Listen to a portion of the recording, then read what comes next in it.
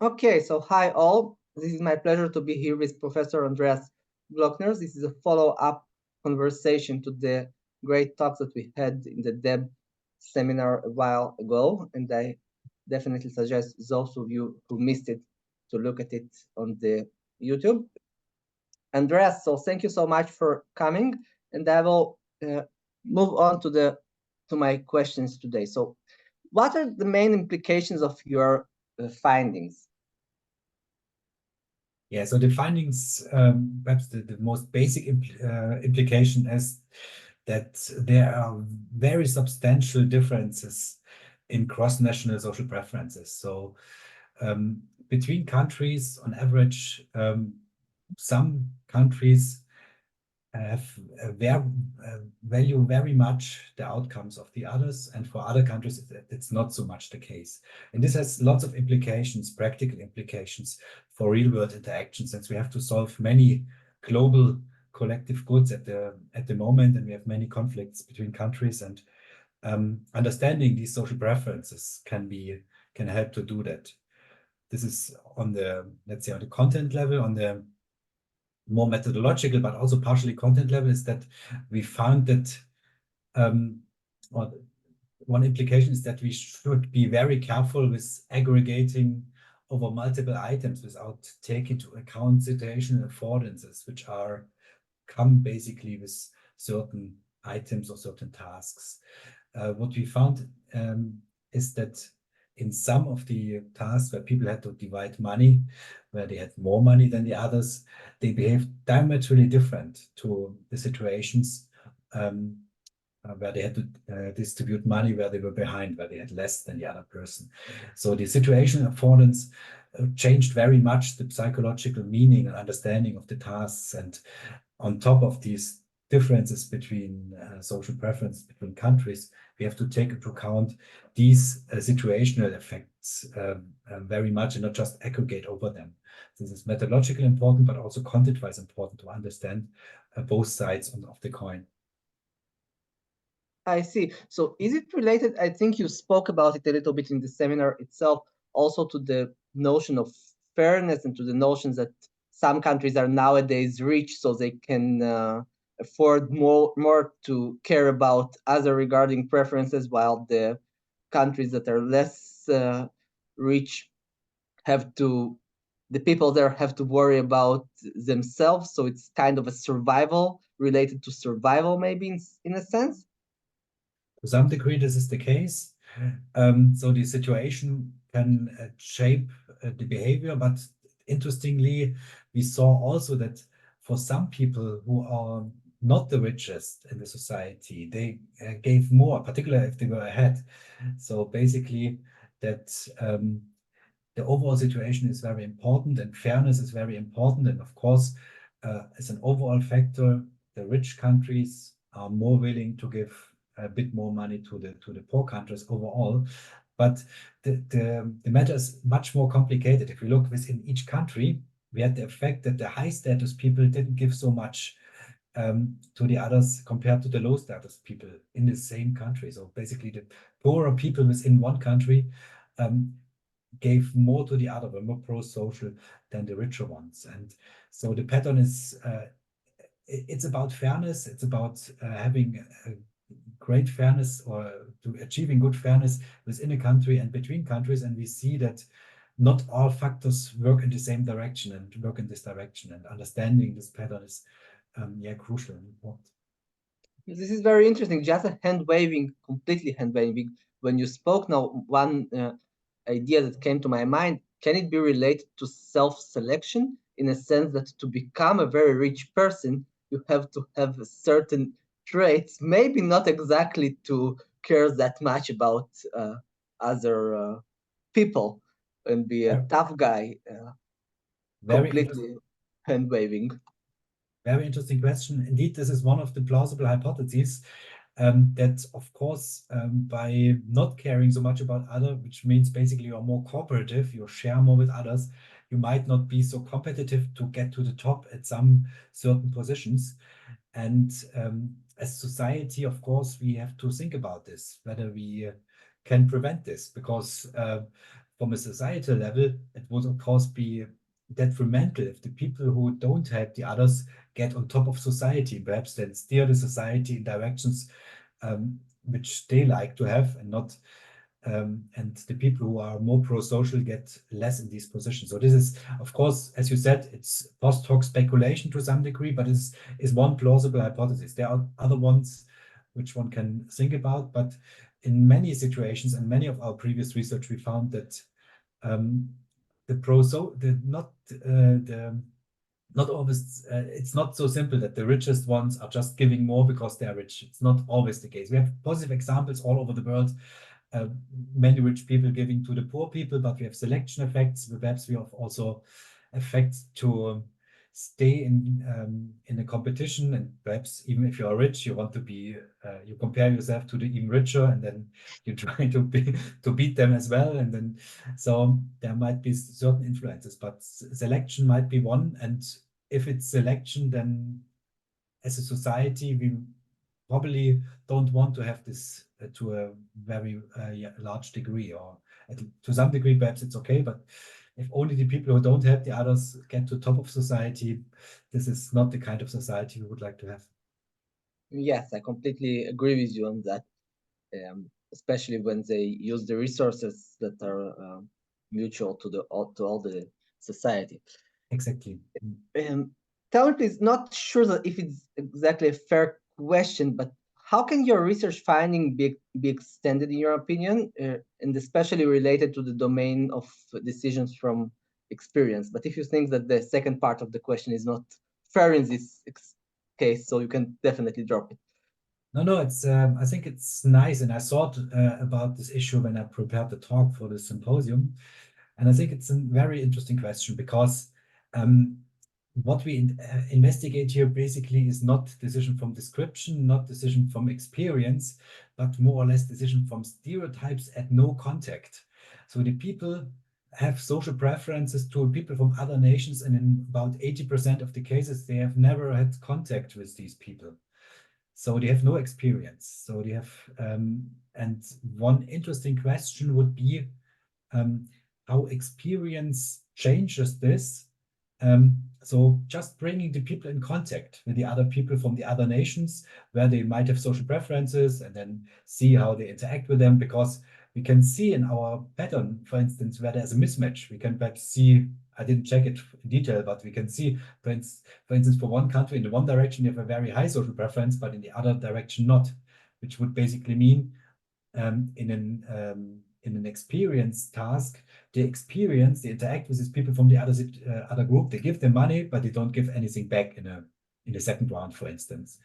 And how this leads to interesting effects in real world. I think this has lots of real world implications, because then all these effects which we have from description experience research, the very important ones, where you think in a small sample, for instance, the small probabilities don't appear, and so all these effects then would be kicking in this. If you start getting experience with interacting with people from this nation, might also be a reason and for some of the problems we have in integration, because there we have this thing: the people come with some social preferences in another nation, and then they gain experience. They didn't have experience before, then they gain experience, and some of the non-rational patterns, or perhaps also psychological surprising patterns like underweighting of rare events, or might contribute to some of the problems. I have not thought it through to the end, but this would be a very interesting extension. Indeed, I completely agree with you. This is very interesting. And tell me, please, is my interpretation, in your opinion, correct or no? So speaking about experience, in the sense that we don't have at your task personal experience, but we still have experience. I will give you an example of what I mean. And I think one easy example is wedding. So many people, before they have a wedding in the first time, they don't have personal experience, but still they have experience of what wedding mean. So is it a fair comparison to say that we don't have personal experience, but still have experience in your task? Yeah, it's interesting. probably they have some idea about the people from stereotypes, perhaps also from the media. It's a kind of you could say that's either conceptual knowledge, as what you're alluding to is basically conceptual knowledge about wedding. You might also have some conceptual knowledge about how a Japanese person is and which relation your nation is with Japan, might be the case. But on top of that, and this is some pre-knowledge, and this might also result in some prior preferences and perhaps also prior beliefs. Still, there would be some updating on this, on the real experience with the people. And I think here also the description experience research has contributed a lot, where you have the combination of perhaps some given information or some description of the task, and then on top experience. And this is not so straightforward that you can just follow the description. And so this could be interesting. And you're right, my description was probably, in this sense, should need to be qualified a bit more, in that it's not, it's a different kind of experience. And perhaps this also has an interesting implication for description experience research in general, to think about these different kinds of prior knowledge as a kind of different experience. Perhaps this also has a different effect. So one would probably expect that if you have some beliefs which are deeply connected with your inner value system or so, then they are hard to change, and perhaps even not with experience. And perhaps then experience effects go away. It's perhaps a bit different than just doing a task where you give them some probabilities about a lottery, which you might perhaps be willing more to change than your inner belief system concerning what is good and bad in the world. And this could perhaps be an interesting extension also back to very basic research, where you just ask the people not just about gambles, but gambles in some context, where you might have some preferences, some beliefs, some general knowledge, which is perhaps harder to change by experience. This is very interesting and thought-provoking. I hope you will go on with this research and we'll have the opportunity to get updates on it. I completely agree with you. And now, going from your personal research to more general questions, what is, in your opinion, the most pressing issue nowadays in the social science? Yeah, I think the most pressing issue, and we see this plays out in lots of conflicts and general problems we have around the world, like climate crisis or conflicts between countries. And also, let's say nowadays that the politics are changing to having different camps with different countries, that we need to understand how from a psychological perspective, but also from an economic perspective, how it comes that people cooperate, how it comes that people compete and get in conflict with each other, on a personal level, but also at a level of nations. And this includes lots of research and lots of disciplines in principle. What we currently do, and there's lots of research also, which the one that I presented gives a little piece of it, a puzzle piece to it, but only a little bit. There you have individual people and how do they interact with other individual people, but we need to think about this a bit broader. One key factor, for instance, are institutions and trust in institutions. How come they into play? How does certain trust in institutions lead to, let's say, stabilized situations within a country, and perhaps also lead to, if you have cross-national institutions like the United Nations or so, can help to reduce such potential for conflict polarization. We see several developments where there's at least some potential for worldwide conflict, and understanding how this happens on a multi-level perspective, on an individual level perspective, what happens with the people, what happens in the mind of the people. That's what we're doing as cognitive psychologists, decision researchers, but also combining this, what happens on a societal level with the institutions within the society, but polarizing. We have lots of things going on with polarizing even within societies, and what are then the effects on the interaction and the conflicts between countries. This is highly complex and needs different disciplines, also political scientists, economists, lawyers, probably to be included. Yeah, I think this is a big challenge. As psychologists, we can contribute a bit too. But probably we have to open a little bit our paradigms and also our thinking to take into account the full complexity of the situation. Perhaps we can contribute a little bit to avoiding that existing conflicts become larger, perhaps even helping that conflicts are reduced on the future. And yeah, we see that it's quite a tough task, but I think this should be somehow the things we should aim for. I completely agree with you. It seems like extremely tough task, and unfortunately, nowadays there are a lot of wars in the world, which we hope will end soon. And I agree with you that we, as the researchers, should aim to try to reduce these situations and to help to avoid them in the future. But I also agree with you that unfortunately it is very complicated issues, multidisciplinary. It require a lot of cooperation between different researchers. Yes. And what is your vision for our community 10 years from now? Yeah. If you think about our community as judgment decision-making researchers, I think this would be the most prominent. We start from a good situation. We have lots of smart people in the field.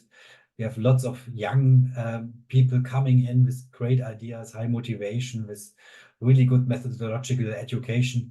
We have lots of established researchers which are open to new ideas and also not basically defending their old ideas and they say, okay, I have now the right solution to everything and I reject everything else. I think we are in a really good position and we can fight over topics even and still like each other very much. I think this is a high value. So like really having really heated debates with Ido or with Ralph or so. This is really nice to have this, and then still afterwards saying, okay, good, you have a different view, it's okay, but put your arguments on the table. I put my arguments on the table. You have an experiment, I have an experiment, and let's hope jointly to move forward our fit to learn something. And I think we are in a good position already there. The field is in a good shape.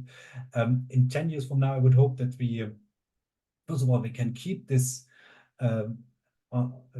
very good and constructive attitude. I hope that this will then lead already in the next 10 years to much progress, so that we will learn in lots of cases where we have been wrong, where our papers perhaps were a bit premature. We learned a bit, and hopefully we will have then even stronger theories, stronger models, and even more fundamental insights, and perhaps also some more insights which then also bridge the gap to practical problems. I cannot agree more with you on this. It is so important that we agree to disagree on certain issues. And going back to the previous discussion, if not only scientists learn to agree to disagree, but also we as a society, as a general, take understand other people and take into account other regarding preferences, going back to the beginning, we will all benefit from it. I completely agree with you. Totally agree. For this reading Popper, could be advisable. He basically generalized his idea how science could go like in this direction, like in a fighting on topic, but in a being aware of the fact that only together we can do this in this process to move forward. But and taking into account that I could be wrong, you could be right, but together we can get closer to the truth. It was his general idea, and this was not only this is core for science, but as you said, and it's nice that you connected back. It's also core for society, and he also extended it to society and then this could help a lot for against the polarizing and some of the problems we have. You're right. Thank you for connecting this. Thank you. And I think, again, going back to what we discussed here, maybe we all, as a society, as people, as scientists, have to be a little bit more modest in the sense that maybe even it's not you wrong and I right or the other way around. Maybe we are both wrong and correct at the same time to a certain degree, and we can all move forward. So there is some truth in what you say, some truth in what I say, but together we can move forward and, as you said, make a better world, speaking generally. Exactly this point. And this was basically, I didn't mention it, but this is Popper's first point. He says, okay, every theory is wrong. So basically, we only have a current preliminary idea of the theory, and probably it's wrong. And if you can show me where my theory is wrong, this is very, very helpful for me to get a better theory. And this is in both directions, of course. Yeah. Okay, and Andreas, tell me please, as a co-editor of the so respectful JDM Judgment and Decision Making Journal, what will be your advice to all of us, to people who want to prepare their manuscripts so that they feel fit well to your journal? What will be your tips and suggestions? How should we do it? Yeah, so we are happy for high quality submissions in judgment decision making field, and we receive lots of them. The recommendation would be to, of course, keep up the very good methodological standards which we have at the moment. It's very basic. We still receive from a few researchers and a few nations. It's not so commonly shared all the methodological standards, but you can make your life very much easier and increase the chances that the work also gets accepted and also gets higher cited and has a higher influence in society. If you start with the very basic things, of course, connecting very closely to a theory, not starting with, oh, I had some interesting idea and try to find some phenomena, but really think from theory. We have lots of really great theories in decision making. Think from theories, test against the theories in the best case. Don't test something where you say every theory would predict the same, but critically think where could be a theory wrong, and can I show this in some way with some solid method? Using solid methods, we are in the comfortable situation that as judgment decision maker researchers, we often use judgments and choices to begin with. More or less, if you just start with some other measures, just only Likert scales, usually it's not a good fit for our journal. This is for other journals better, but often we are close to behavioral measures, some kind of choice. So this is also recommended, and if possible, also incentivize it. Don't use deception to avoid spoiling the participant pool and making your research less trustworthy. And pre-registration has become nowadays the standard. Think long enough and put the data or put your hypothesis in the pre-registration and how you want to analyze it. By the way, it's really no problem to change this afterwards, to just openly report this was our pre-registration, and now we learned that this might be done a bit differently, and then you say it, or just also add exploratory analysis, no problem. People often misunderstand this idea of pre-registration. To restrict what they should do, it's only should help to make transparent what you thought a priori, and then you can still learn something. For instance, the reviewer tells you to do something different, which is totally fine, or you can postdoc think, oh, this analysis would be nice, no problem. Just say, okay, this is the confirmatory part, and here starts the exploratory part, and perhaps use one for only correction if you just exploratory look at these things. And of course, yeah, this would be very helpful, and most or many already use it, but I would recommend that this is used even more broadly. Yeah, and then just do the analysis in a proper way, write it up, and we are very much looking forward to any very creative and very good methodological contribution. Thank you. This is very interesting. And am I correct? Correct me, please, if I'm wrong. I think one of the big strengths of your journal is that it's open access, right? Like, yeah, so it's full. Very good.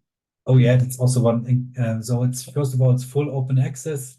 So all articles, and that's why we get quite high citations, but also impact. So by general audience, by the way, which is interesting. You also now see the public impact. So if you have a topic which is not only theoretical, but also has some practical impact, this is also very good to send it to our journal. And we moved recently to Cambridge University Press, which has several advantages, which is very professional and also connects and presents the research very well. And we have agreed with them that if you don't have earmarked funds, so if you don't have particular money for publication charges, then you can apply for a waiver, and this should by default be granted. So basically, you get open access publication at a world-leading publisher, most likely for free. So if you have earmarked funds for publication charges, so this is a really great opportunity. And many journals don't have this, and there you have to pay the money for getting open access. And here it's not the case. Yes, that's a great news for scholars who have limited budget, which I assume most of us have. And by the way, I think many universities also have agreement, and so you don't have to worry about this issue. Yeah, I didn't mention this. On top of that, there are lots of transformatory agreements with Cambridge University Press, and you can look up the list. So the people who are under these agreements don't have to pay anyway. But even the people who are not on the list, for them, the waiver should be possible. That's great. And tell me, please, what is your journal's attitude towards towards null results? Yeah. So also for null results, if the study is properly done, this is no problem. So we also publish this, of course. For null results, you have to. It's important to have a good methodology, and of course, it must. If it's just a null result due to the fact that you had this too small sample, of course, this cannot survive. But if you have very established methodology, the other thing is if you came up with a completely new methodology, nobody really knows how valid the methodology is, and then you have a null result, it's also not so good. But if you have a very established methodology, we have lots of very good measures which are highly established, and you have a high power, and you get the pre-registration and everything is fine. You find a null result, that's totally fine to submit it to us. It would be nice, and it even increases the chances if we can learn something from it which goes beyond the null result, which would then be perhaps a part of exploratory analysis, showing, okay, we did further this and that analysis, and this support post hoc the explanation that it might be due to this moderator, or might be due to the fact that there's huge heterogeneity in the sample. There seem to be only for female it works, only for the old people it works. All post hoc, and also basically marked that this is post hoc. But it would be nice to have something like that, so that the learning contribution which the null effect has goes perhaps a bit beyond just saying it's a null effect.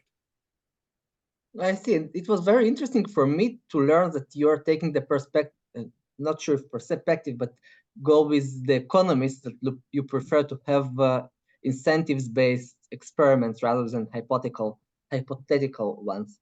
That was interesting to learn.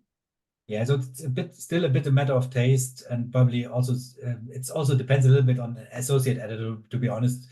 But nobody would probably see it as a negative point to have incentives. Some reviewers and some action editors will probably say it's a bit better to have incentives. It depends a little bit on the task, but the classic finding in this domain is it often agrees, and it often doesn't make such a big of a difference, but for several tasks, it makes a difference. And for understandable reasons, for instance, if it's about sharing money, if it has no consequence for you, then it's very easy to say, okay, I give all my money to the other person, or it's very easy to say I cooperate if there's no risk that you lose all the money. And therefore, it's often, let's say, Pareto efficient. It's usually not worse and often better to have the incentives if it's possible, but I wouldn't want to say that non-incentivized research has no chance to be published in the journal. No, that's not the case. Of course, also non-incentivized experiments have a chance, but if it's possible to put a bit behavioral consequences in your study, this usually gets a little bit an extra plus, an extra bonus.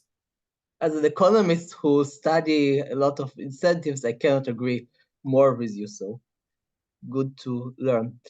And going forward to a related question, what will be your advice as a very established researcher to young scholars? The first and most general suggestion which I give to all my PhD students is try to do good science and try to do science as good as possible. Don't try to maximize some short-term goals or so. This is usually, on the long run, this will not be successful, and it's also not satisfying so much. Really try to be the best scientist you can be, which includes being open for learning also a bit more complex methods, and also going the extra mile for not only doing always the simplest analysis and perhaps the we have in our field lots of very, very good theories, let's say, for description-based decision-making, for experience-based decision-making. It's sometimes a bit, let's say, it needs some investment to get into them. It needs some investment to learn them.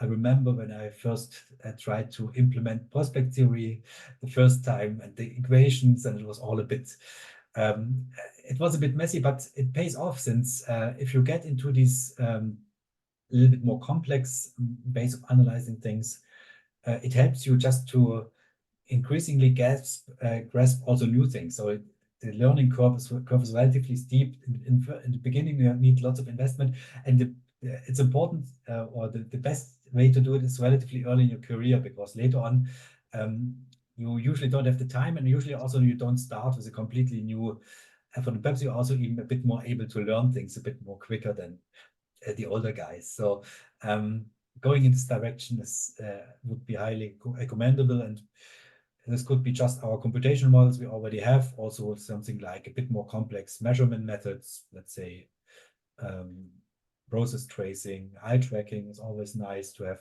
some skills there. Perhaps also in artificial intelligence, if you can combine it, we have several interesting approaches. The work by Sudip Bhatia, or also by Ido and Ido Aref and others, very influential. Also, there's a lot of interesting things to do. So increasing the methodological capabilities, try to apply them as good as possible, and try to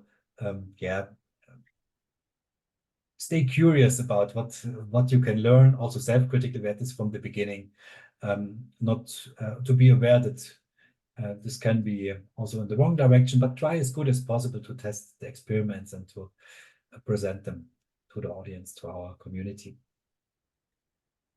Thanks. And I think good news is that nowadays it's, or I'm not sure if it's a good news, but in a sense, good news is that nowadays with the use of the GPT and other techniques, it's way easier to learn all this stuff than, let's say, even a few years ago.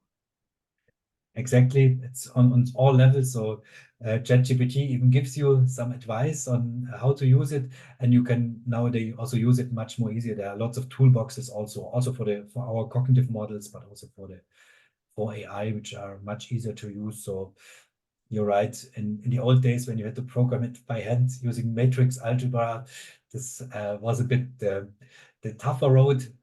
Could also be helpful. Actually, I did it once. It was also interesting, but nowadays it's also much more accessible to get into it, also with, let's say, relatively well-developed packages.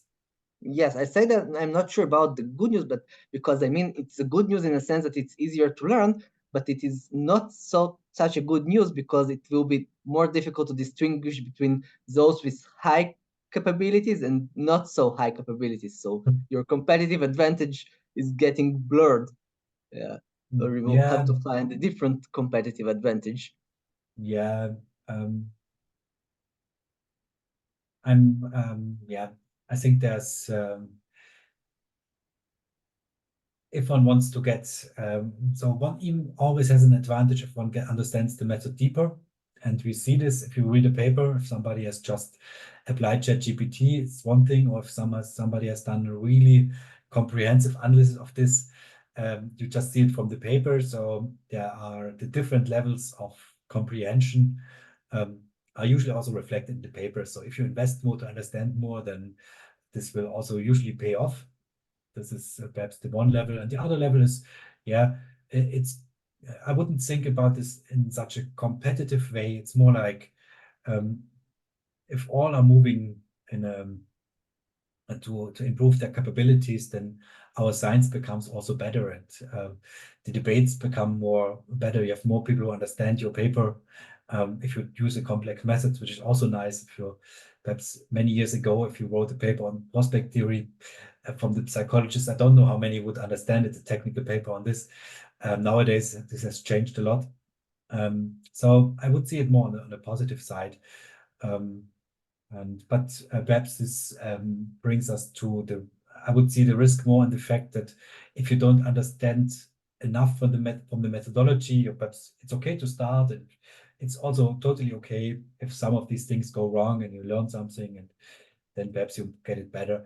But in principle, it's of course better if you have a bit deeper understanding of the methodology, and sometimes it's developed over time, and I would not expect from all JDM researchers to become first expert in AI and then publish their first paper. Sometimes, and this is totally fine. I've seen this in many good developments of very successful people. They started with some paradigm, which was certainly not far from perfect.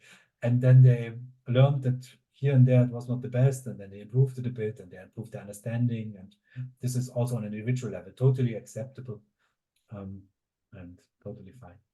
So we are all learning from experience, sometimes even in a good direction. Yes, yes. Good to know that. We are coming towards the end of this great interview. And tell me, please, which book would you recommend us to read? Completely unrelated question. Yeah, there are many books to read, and probably I won't recommend here. There are many also psychology books to read. Don't know if I want to mention one here, but yeah, actually, if you want to learn something about the problem which I just mentioned about cooperation, then probably the handbook or social dilemma book by Paul van Lange and others would be highly recommended to have a basic start there.